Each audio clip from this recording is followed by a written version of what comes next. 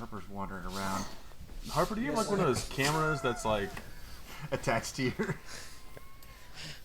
Got a GoPro. Yes. I GoPro all my podcasts.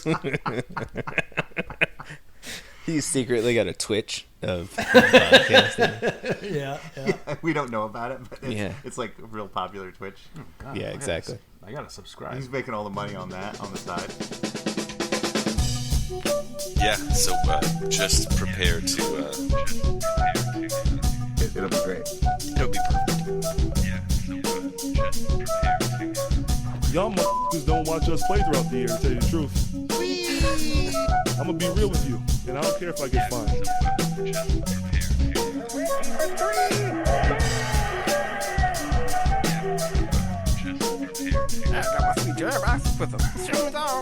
That train is off the track. I feel like you can't just like jump through Neptune and be okay. Just prepare to... What the show needs is more dogs and bears and chickens and stuff. Yeah, so just prepare to be awash in unbelievable goodness. Welcome, Pacers fans. You are listening to the Undebeatables, your semi-weekly-ish Pacers podcast. Today is June 5th, 2022, and this is episode 595. Coming to you from Indianapolis, Indiana. I'm your host, Joey Gaffrida, the man behind the dials and season ticket holder at some point in the past. This show, we're just going to discuss the NBA Finals. Joining me this show are all three of our analysts, coast to coast, like buttered toast. First, from the high school home of Jamison Brewer, Silver Spring, Maryland, it's the doctor, Jason Triplett. What is up, Pacers fans? What is up, Undebeatables? Shout out to my cousin Candace, who had a baby today. Oh, very nice. Taya Jane. Wow. Congrats. So, yeah. Big deal. Welcome to the family. Taya, can't wait to meet you. Shout out. Shout out. Mm-hmm. From my immediate left in Indianapolis, Indiana, he's our in-house bartender committing egregious bartending sins, mixing up the drinks in the crappy jingles, John Colson. What is up, Pacer Nation? Quick shout out to Lance Stevenson. He was. They interviewed him in the paper today. They asked him whether he wanted to come back. He definitely wants to be a Pacer moving forward. They also asked him his favorite restaurants in the city, and he went with Cooper's Hawk, which is a place that my parents go once or twice a month. They love it there. They're wine club members or whatever, and Hooters. Okay. And I was like, Mom, you have the same two favorite restaurants as Lance Stevenson.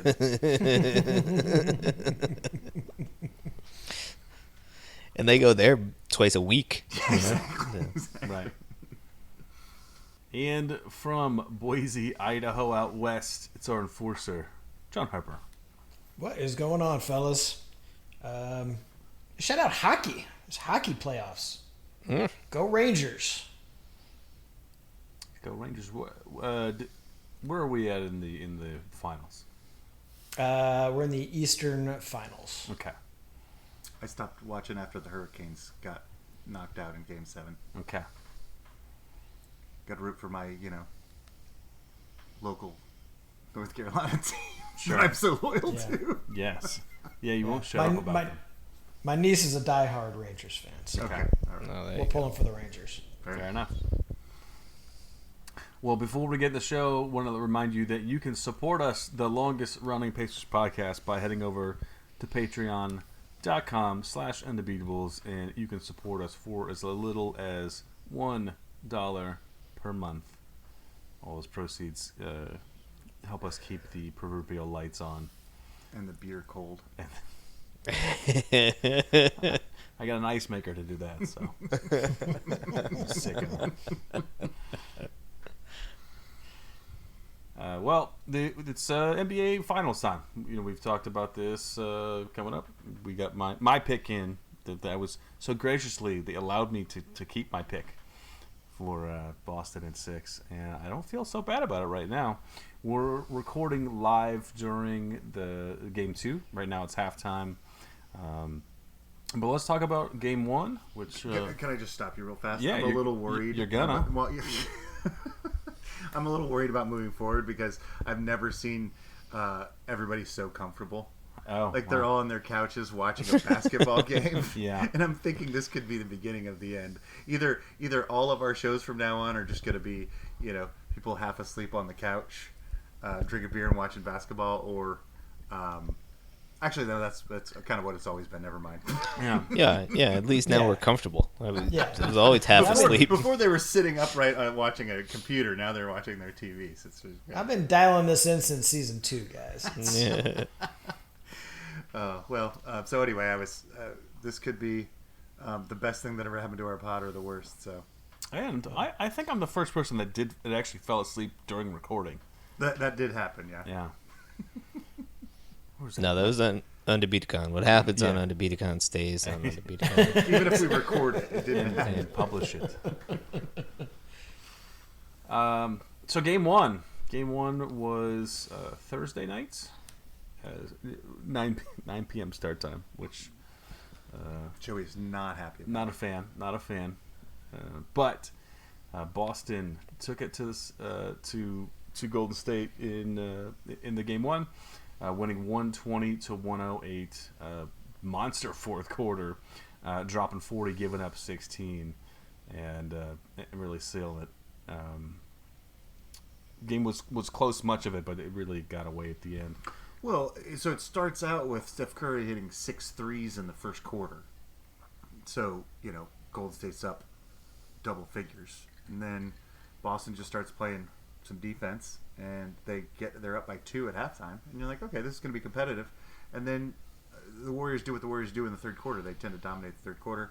They were up 12 going into the fourth.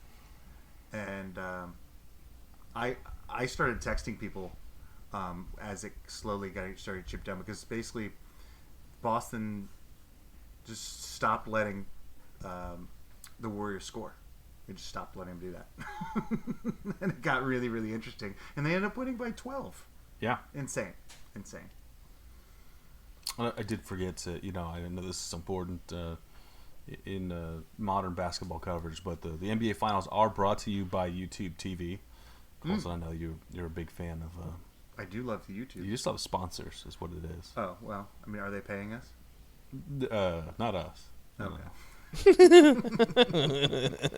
In fact, I assume that we're paying them if you include Colson. So. Yeah, exactly.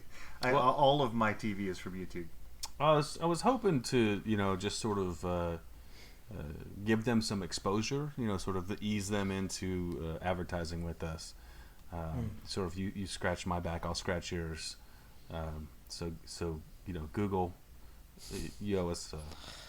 This is like you're the dealer and you're giving them a free taste of the Undebeatables goodness. Yes. So just get them hooked. So Google, when you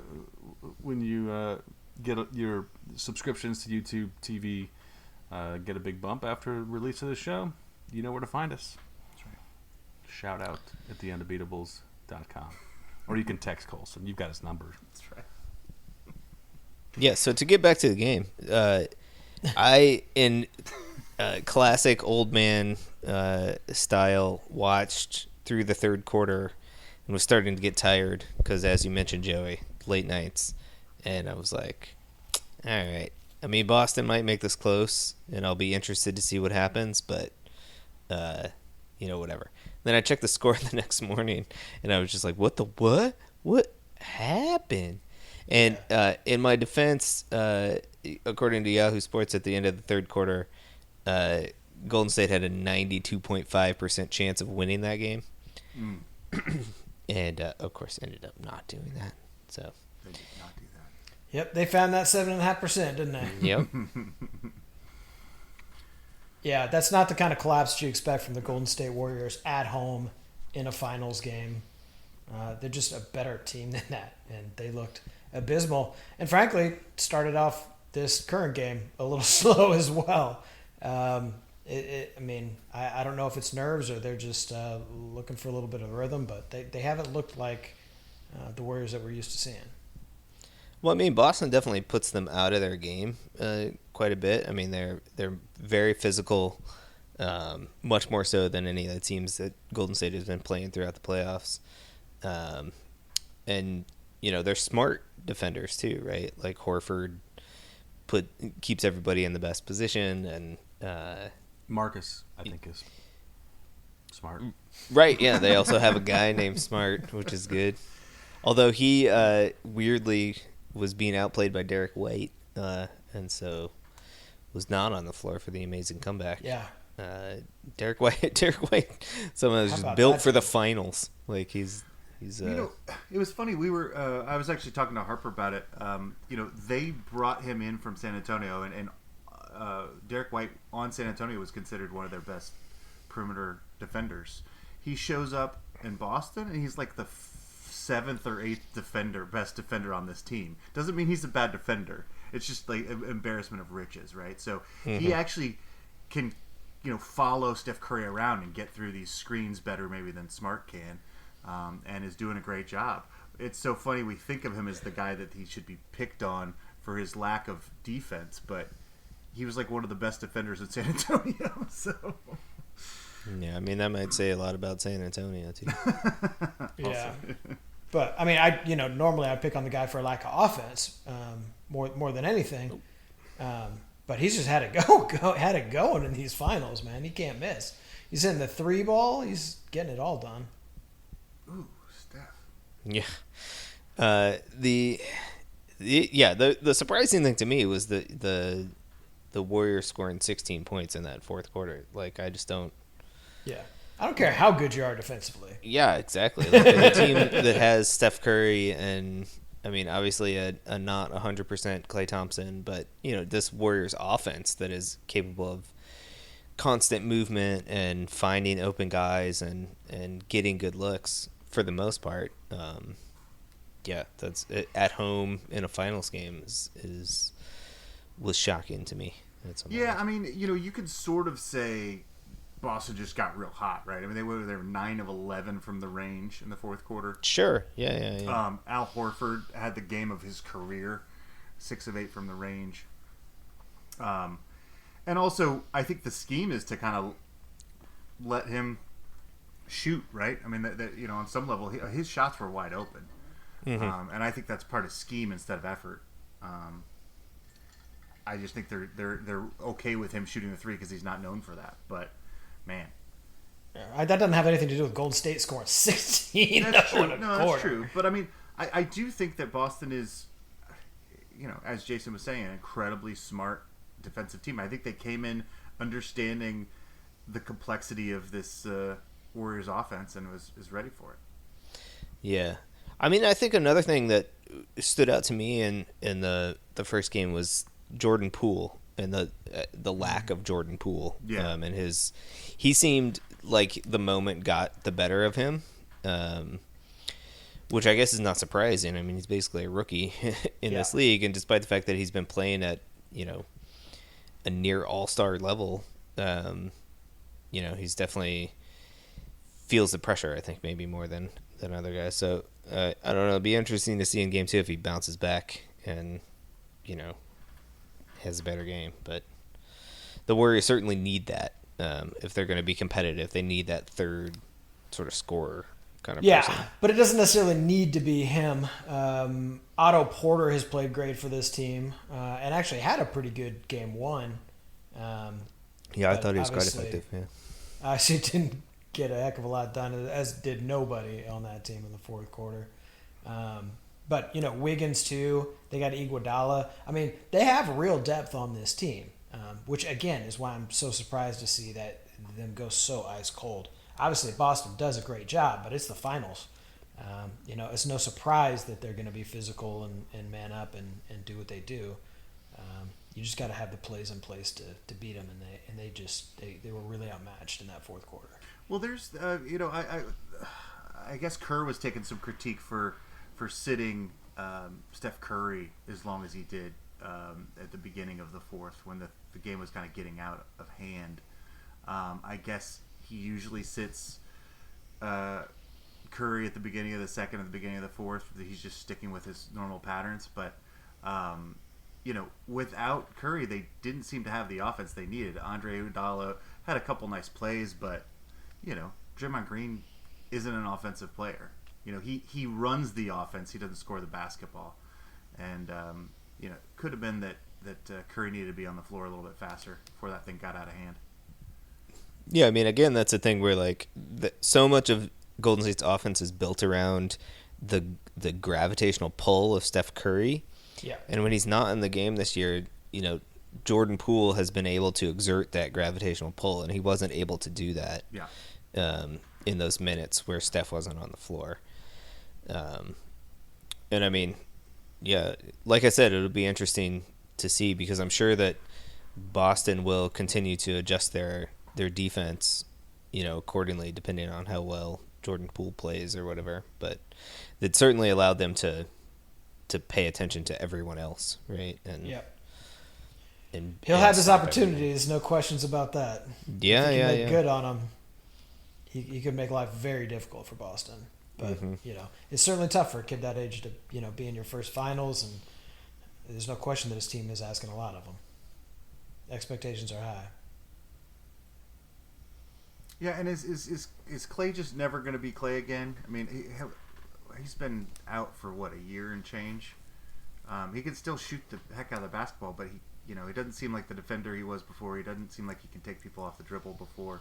Is he still healing, or is this kind of who Clay is going to be now? When did he take people off the dribble? When was He used that? to be able I missed to do that. I missed that part of his He used to career. be able to do that. Remember that 70-point game he had where he took 7 dribbles? Yeah, that's true. That's true. That's just Clay's game. I still think he's a solid defender.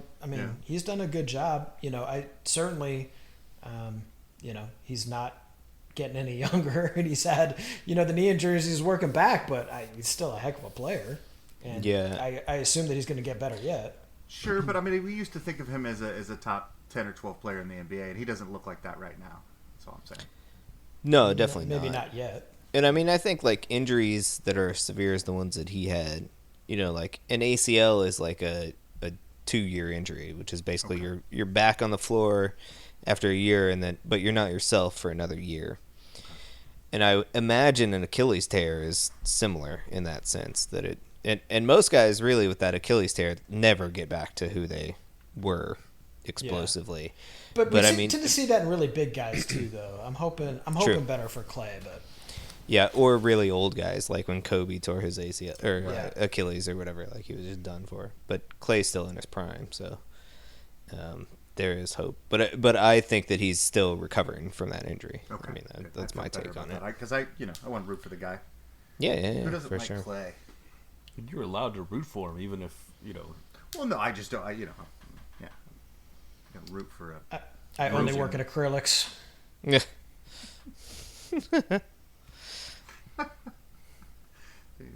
You made a joke about art. So, how are you guys feeling about your picks after Game 1? After Boston stole home court in Game 1? I still feel good. I mean, Oh yeah, we know Joey feels. Well, of course, pretty Joey must feel a lot better. I don't know who I picked personally, but I believe you picked Warriors in 6. I will double check. We're pretty sure Okay. that's what happened. We I feel moved great around then. 8 times. okay. It's like listening to that show. It's like the Undegoogables, where we give so many answers before we get the right answer that nobody remembers what the right answer Yeah, is. exactly. Gotcha. That's what we did. I know that I had Boston in 7, although I came back from the break and tried to give myself Warriors in 5. I don't know what happened. I think you. Wow, I should listen to this episode. Sounds It's like a lot was amazing. happening. It's a really good show. And we just watched Klay Thompson take someone off the dribble. Yeah. That was an instant response. Exactly. He was like, I hear Golson talking smack. Wow. Yeah. So the listeners should know we're watching Game 2 live right now. So we'll Oh no, we'll and start Robert peppering Williams in is some things. down. Currently, He looks Golden State up unhappy. by 10. It's a little bit into the third quarter. Clearly that means nothing given Game 1. Oh yeah, no, absolutely. But yeah, sorry. So I had Golden State in Ooh. 7. Colson, you had Boston in 7. Jason, you had Golden State in 6. And Joe, you had Boston in 6. So all 6s and 7s. I think we all just thought that this was We were probably going to be a rooting long for a series. long series. I'm gonna say I owe you guys a beer because that's like a reasonable pick, and it could have gone so much worse for me. We thought about giving you Boston in 4, I think, but Okay. which is still a possibility. If it happens, Originally, then I'm we had claiming you that. Boston in 4, yeah. you're gonna take the win. Totally. Some good physical basketball going on. Yeah. No easy baskets. I thought you said noisy baskets. Probably. Okay. Noisy baskets. Too noisy. So yeah, I still feel good about my pick. You know, we'll see where this goes, but you know, I think that there's a lot of tape on Golden State, and Right. you know, they've got a staff that can look at the adjustments that have been made over. That's on Golden State for being so successful. You know. Yeah. For playing so many games that we have so much tape on them. Yeah. You know, they wouldn't have done that. Be harder to watch them, but So they went to 5 finals. They won 3 of them, and this is all in the last 7 years. Now that This is another sixth final. 6th in 9 years? years or 9 something. years? 8 Yeah. years. I think 6 and 8. Yeah. Yeah, 6 and 8 years. Wow. So that's a lot. That's a lot of tape. Yep. I think that's considered a dynasty too. I would think. I would think so. Yeah, I don't know. What's the Hard definition? To Definitely hard is. to not consider that. Yeah. I mean, if you get 3 in, 4 years. I mean, if you get 3 in 6 years, you're probably bordering on a dynasty. Yeah. San Antonio got 5 in 14 years. I think we consider them a dynasty. So was LeBron was his own dynasty? Yeah. Yes. LeBron is yes. Oh, He's, count it. He's the king. Feeling good. Feeling good about Boston here, but All right, so what's your favorite part about the Boston? I mean, Right now? it's They're down 9 right now. well, it's. I mean, I would say the clam chowder, but Joey's a vegetarian. the Clamless Chowder. The clamless chowder. Yeah. Chowder. Yeah. I do. I mean, I still like. Yeah. Just the bread bowl. You just want Yeah. to. Hook me up. I mean, I like watch. I just like watching Boston. I think they execute well, and I like their. I mean, I just love the team commitment to defense. You know, it's we don't have just one wing defender. You know, some of the teams. When I like the Pacers teams back. 5-6 years ago. How many years have I been with David West and 10 years ago. 10 years. Yeah, that was 12. It's been a while. Been a minute, but with Hibbert and West, and it was a whole crew like all together defending well, and you got great results from that, and it was. I mean, I don't know if you like watching defensive basketball, which everybody doesn't, then this is this is one of the teams that's going to be fun to watch. Detroit had years. Detroit had teams like this for a long time where they 85 points was a good night. Right. Yeah, I mean, the league has changed quite a bit since Sure. then. Like a great defensive team doesn't mean that you can't Right. let because the Pacers used to play whatever Boston would be like 70 to 75. Or Right. whatever. Right.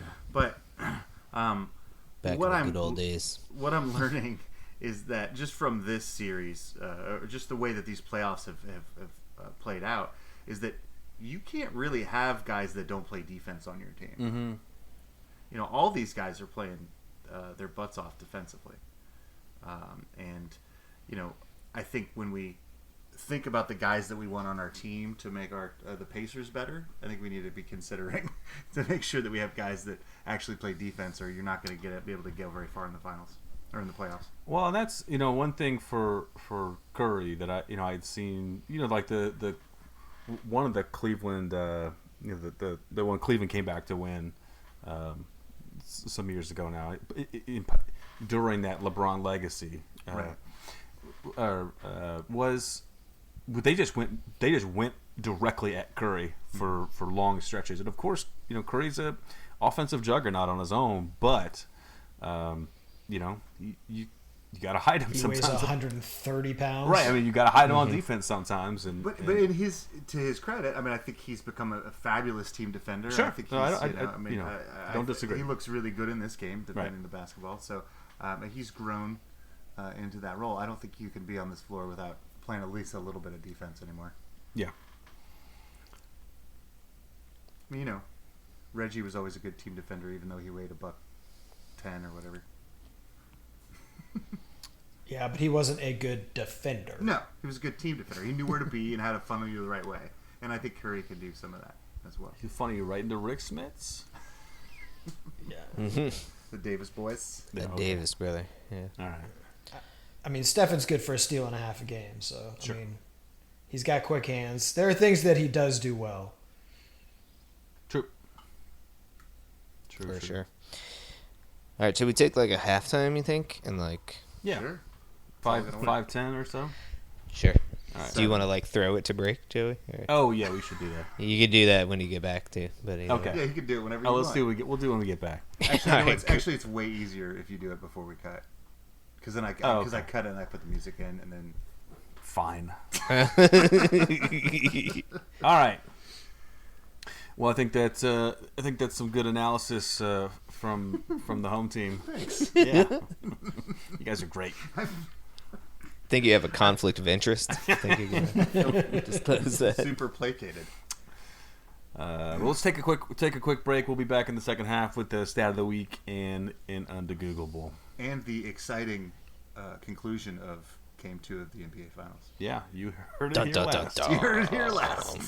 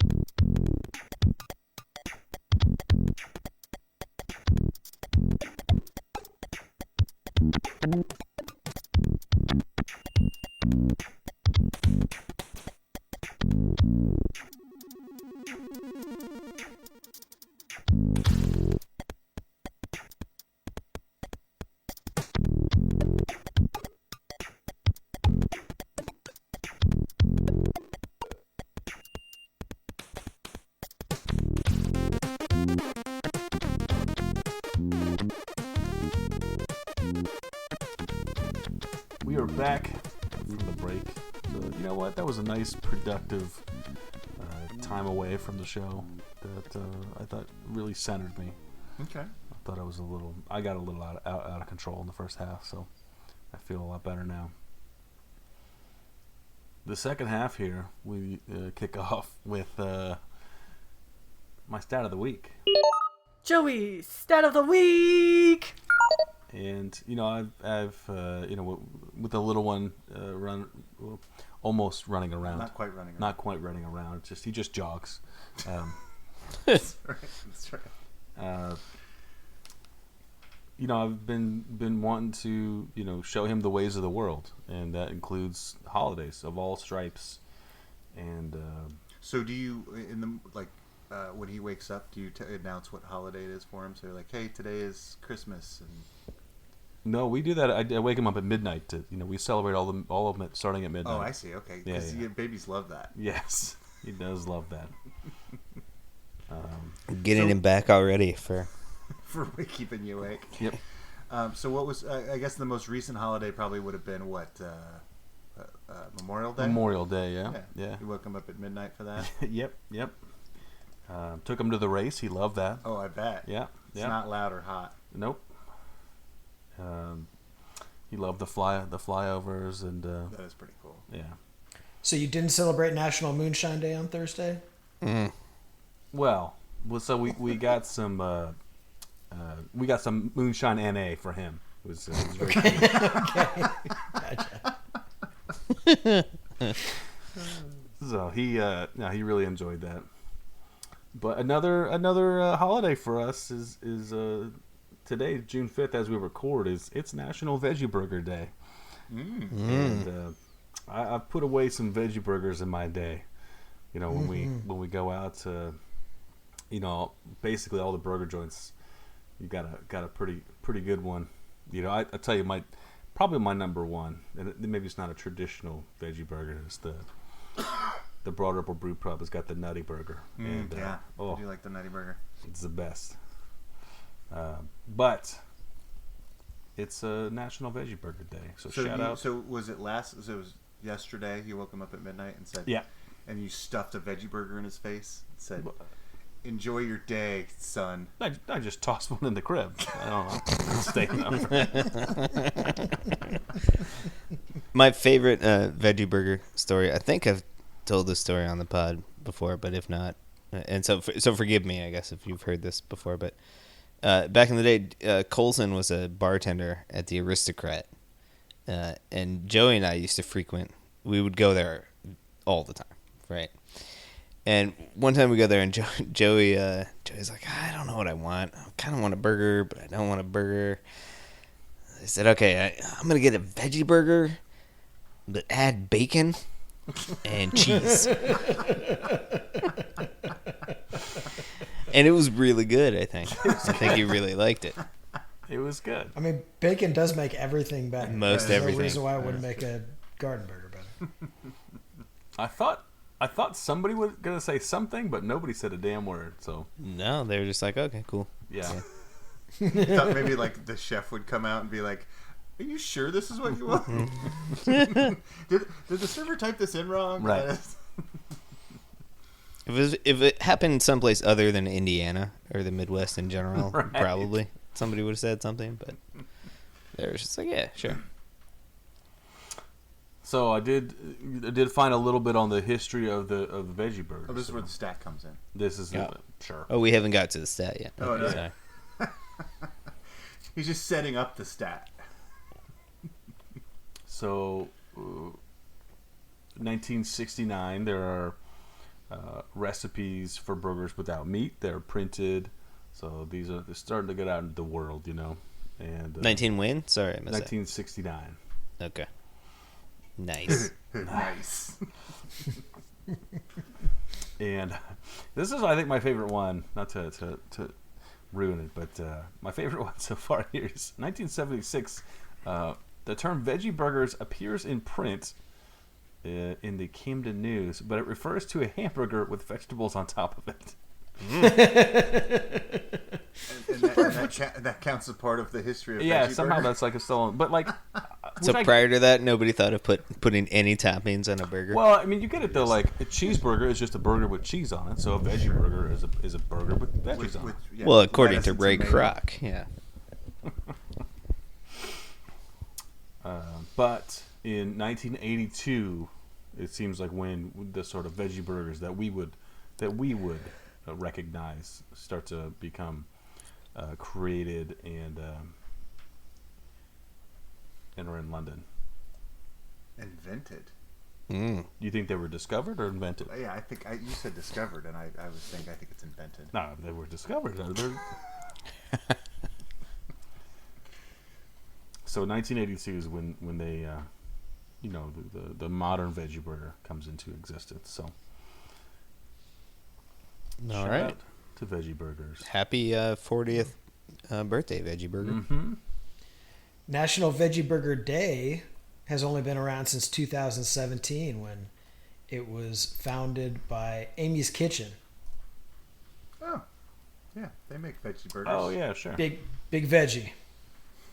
You know, Big- big veggie, Big veggie. and I feel like that also is a conflict of interest. They would benefit from a Veggie Burger Day. That's called synergy when you do it in. Not a conflict of interest. Okay, It's yeah. synergy. All right. Joey, while you were doing your stat of the week, this game got out of hand. Yeah, it's not good. We got 6.5 minutes left, and Golden State is up by 24 points. 24 American points. Jordan Poole responded to Jason's call for him to, not be scared of the moment, and went ahead and pushed this game to 30 points at one point. I mean, once again, we see the benefits of piping the Undebeatables directly into the locker room, live. That's right. Yeah, that's pretty much the main purpose of the show is to, get piped into the locker rooms, and it was a podcast as an afterthought. Yeah, I mean, we got to motivate the guys. Yep. You know? Yep. Yeah, Steph also got it going there in the third. Golden State, typically, as you mentioned, Colson, a good third quarter team, but this time they really, really poured it on. Yeah. I believe they're the best third quarter team in the league. Mhm. They're always that. Right. Yeah. Yeah, every year under Curry and Kerr, probably. Yeah. What do you think it is? What do you like? You think it's the same halftime speech every time, It's just or they all like that's when they have an espresso or something at halftime? line of Coke. Yeah, exactly. Jason, what do you think Kerr's halftime speech is? The same every time. What do you think it is? I think it's. Come on, guys. We're the Warriors. Come on. It's less of a speech and more of a come on, guys. More of a. Guys, we talked about this in practice. Come on. We just need to do the things we're doing, but better. But like better. Yeah, come on, guys. So I was just I do want to give props to Draymond. He just Klay Thompson got fouled to the basket, and was on the floor, and Draymond came from the bench with his warm ups like half on to go pick him up. So he's a good teammate, I'm sure. Oh, he's a great team. Oh, yeah. If he's on your team, yeah, you love him. Yeah, you love them. But But again, I think everyone he's- else does not. right. But again, he's that friend of yours that you go to the bar. He's looking for a fight every night. Right, but he'll also be the dude that fights somebody else if they're messing with you. Yeah, but that never comes up because you're pretty quiet. Yeah. And Draymond has already picked a fight with somebody else. And he forgot to pay the tab. Right. Right. You gotta do that Yeah. while you're trying to call him an Uber. Yeah. All right. Well, since this game is out of hand, should we do an Undegooglable? Yeah, I Yeah. think we should.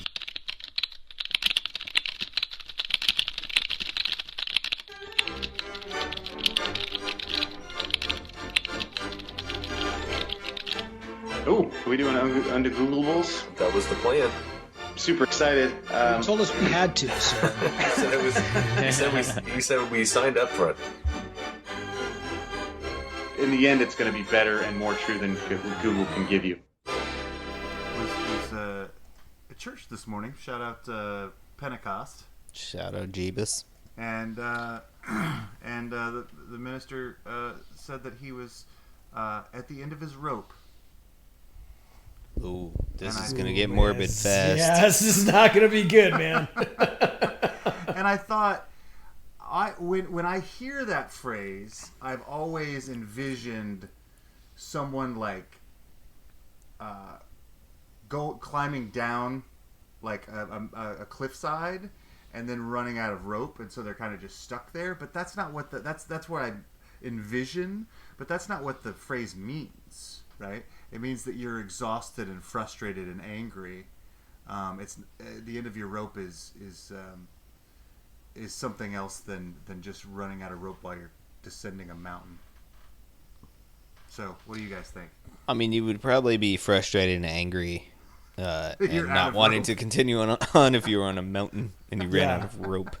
That's always what I envisioned, and I just wondered if that was right or whether I'm, just envisioning the wrong things.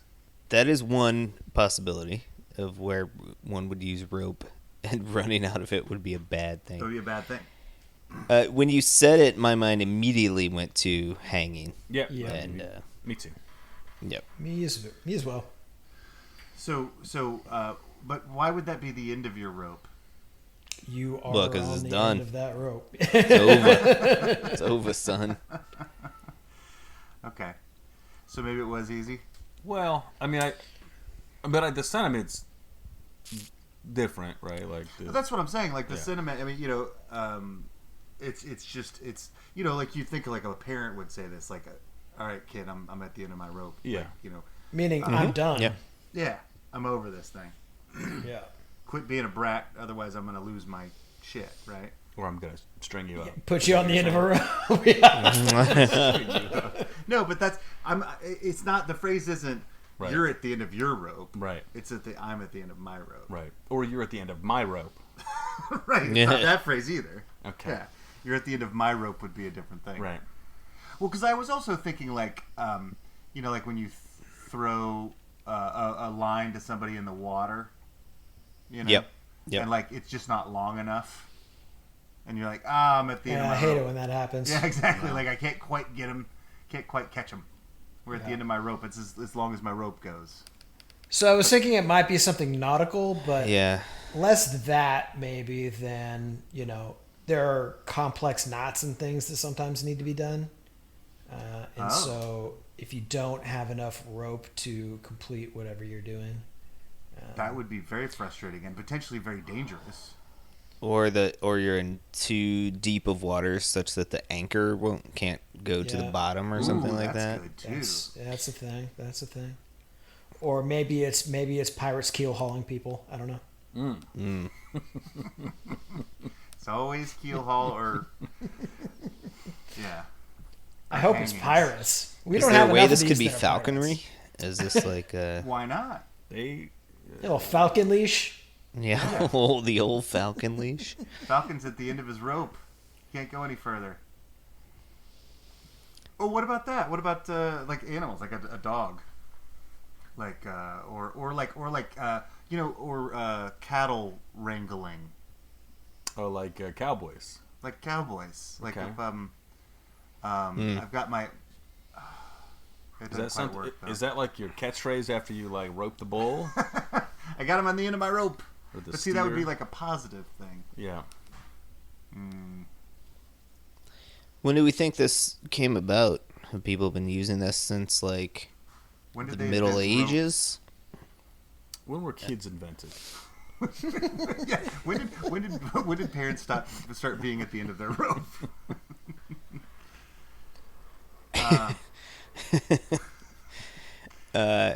Rope goes back a long time, right, Yeah, Harper? yeah, I mean, back a rope very is long like one of the first things. Yeah. Yeah. It's very As used soon to as you it. could braid things, you probably want to make rope.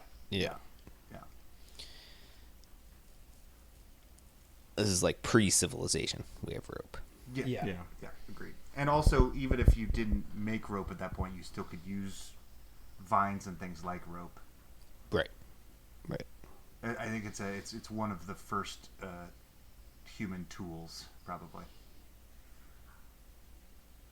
Yes, along with the bucket. That's right.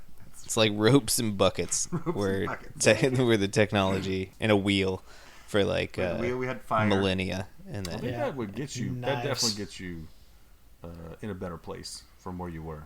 Ropes. Ropes and buckets and wheels. Oh yeah, no, I think things things are getting better. Yeah. things are happening. So Things are okay, so I suppose maybe that's it, right? So if you spend a bunch of time making rope, and then you need to do this project, and you didn't make enough rope, and you're like, God damn it. I needed 50 feet. I only made 40 feet. Exactly. I'm at the end of my rope. So maybe this is very early on because there's not infinite rope. It's just the rope that we have in the town. It's only 40 feet. Yeah, you're not going to the hardware store and picking up more rope. Right. Yeah. Okay, so what are we? Wasn't Infinite Rope one of your bands? Infinite rope.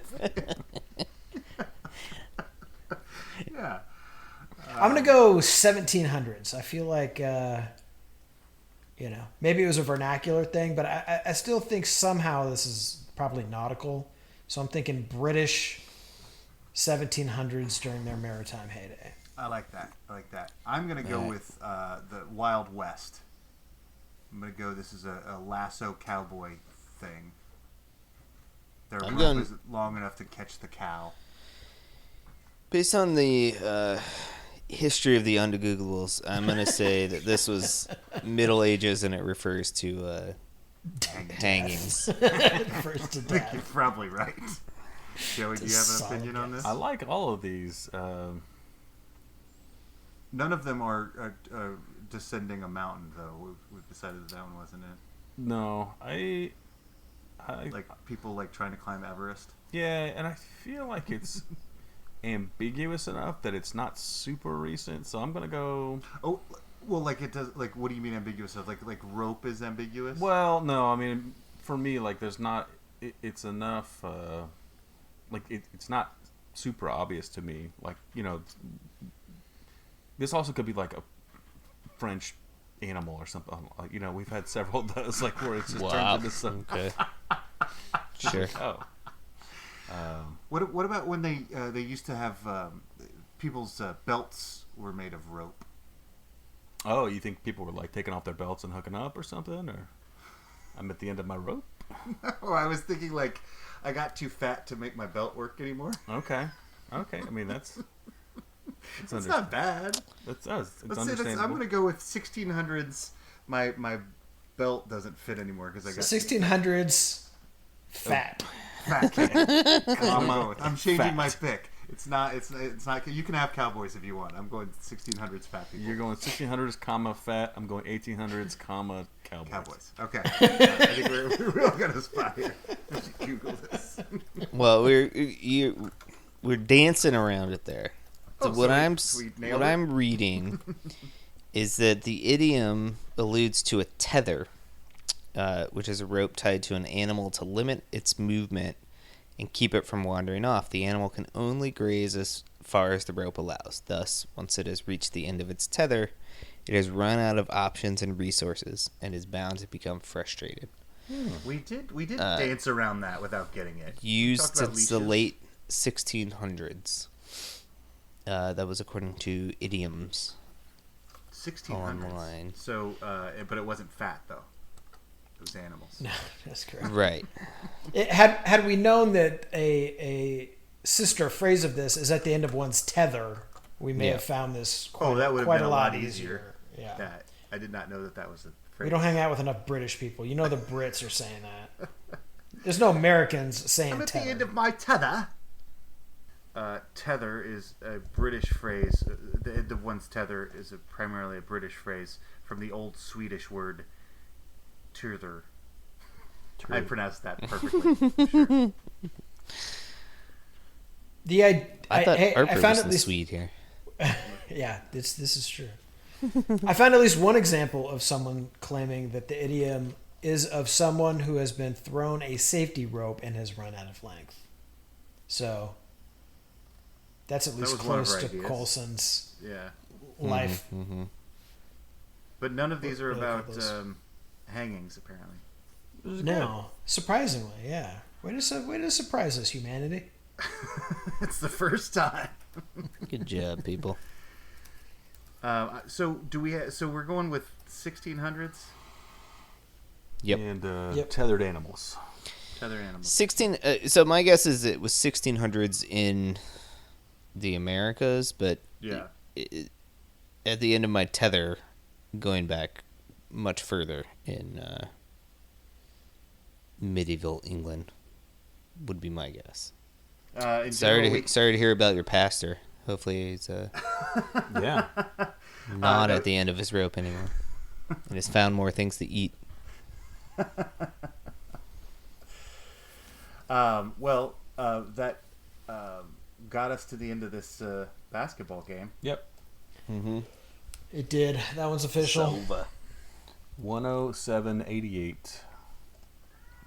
So now we'll just play game 7 or play game 3, and whoever wins that just wins the series, right? We'll just be done after that. That's right. It's a 3-game series.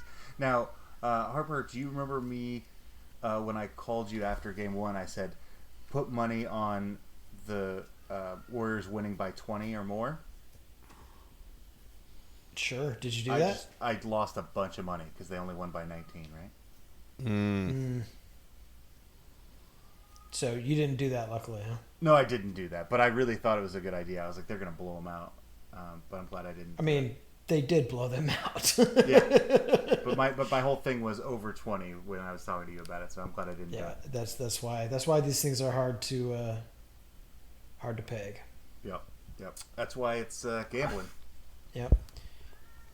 I think I found a word that describes us pretty well here. Okay. At least the Undegoogables, but it's unlightening. It's like enlightening, but less. But the opposite. Less so. The definition is a process of learning something that makes you feel dumber. So you think that encapsulates our entire show? Well, at least the Undegoogables. Oh, Undegoogables. Okay, yeah. Sure. All right, team. I think it's good to go before I go down the Urban Dictionary rabbit hole. Yep. As I often do. I'll get back to my World Cup 2026 research. You gotta go to bed. What are you talking about? Oh, yeah. Probably. Yeah, probably. All right, team. We'll be back with you next week, likely. If not, happy holidays, veggie burgers. Veggie burger holidays. Yep. But you can hit us up on social media. We are, of course, on Twitter at Undebeatables. We're on Facebook.com/The Undebeatables. Our website is theundebeatables.com. There's a contact form there, and there's a blog post. John Colson wrote a blog post. Yeah. Have you read it yet? No. So none of you have read it. I read it. How are we supposed to expect our fans to read the things and we can't even read it?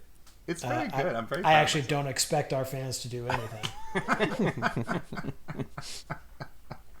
Low Fair expectations. enough. It's awesome. I was so shocked that I didn't know what to do. You see, just curled into a ball and cried. I did. Just panicked and deleted it. Assumed we'd been hacked. We are also available by email. Shout out at theundebeatables.com and at the website /stores where you get the merch. For the architect, Donnie Walsh, and our once and always Hall of Fame coach, now in the Hall of Fame, Bobby Sicklinger. Turn out the lights, the party's over. Not bad. Yeah. Oh. I didn't notice you guys were matching today. Did you guys? Oh yeah, no, I called ahead. Are you and Jason matching? Yeah, we Yeah. are. Yeah. The homes and aways. That's right. Let's do it. We're playing some 2-on-2 after this. Yeah. Perfect. I mean, if I'm going to throw it out of bounds, I might as well throw it out of bounds at somebody wearing a similar color. Sure.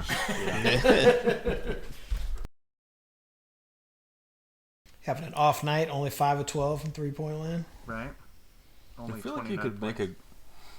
if you were just really good at making space for Curry, I think you could make a career out of that. That's what Draymond Green is doing. Yeah.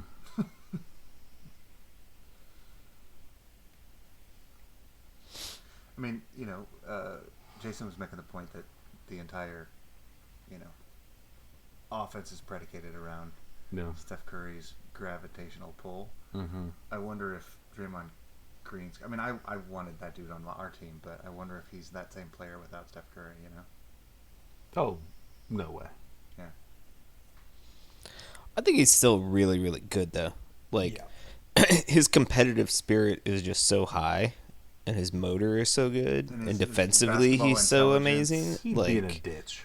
And his psychosis, so complete.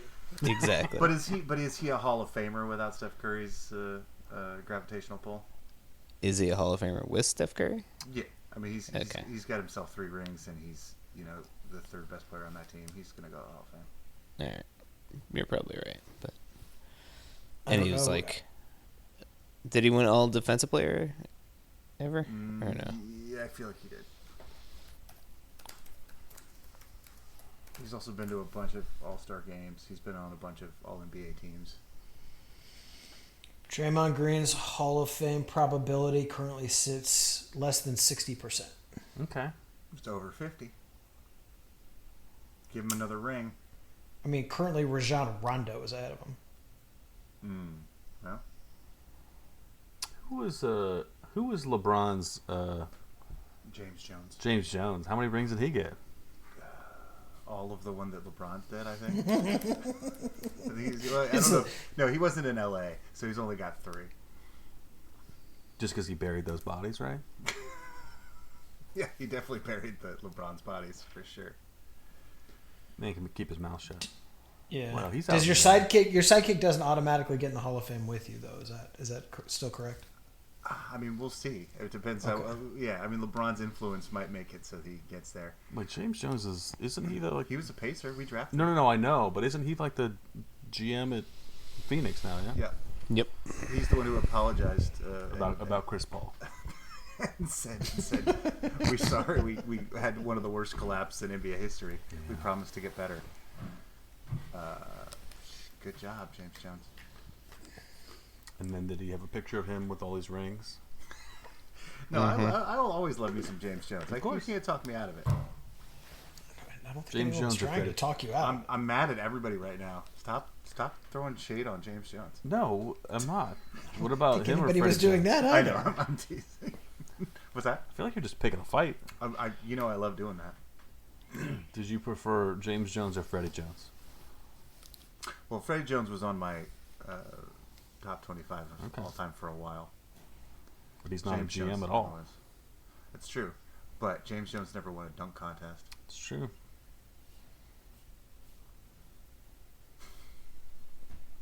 We'll never know. All right, Actually, let's. we do know already. Let's. Both their careers are over. No, but their final rankings in your top 25 I'm saying it never settles. That's true. That's true. James Jones, I think, probably shot above Fred Jones in this conversation. Probably. He'll be back out by the end of the show. Yes. Yeah. It's a fluid list. Yep.